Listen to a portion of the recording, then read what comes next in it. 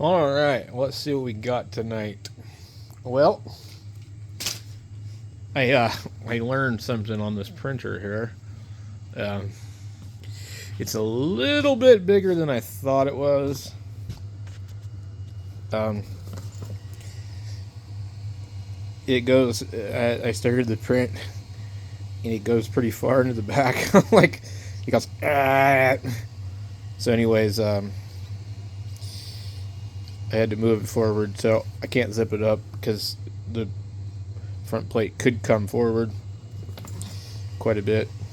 Um, Now, since I'm just printing in the middle of the bed, I'm fine. But I did verify with the thing here that there's definitely 80 something degrees inside of that thing, so it definitely works. So it's okay. When I get my other printer, it'll fit in there. So if this one works in here, then I guess we're good. I'm gonna wait till it finishes printing.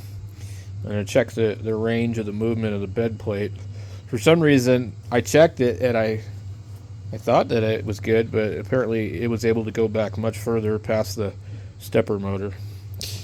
Anyway, so we just got that going through here. We're feeding that into there, and it should help. I've got the heater on back here. Temperature in here is just barely above 60, which is probably more because that was inside there for a while. So anyway,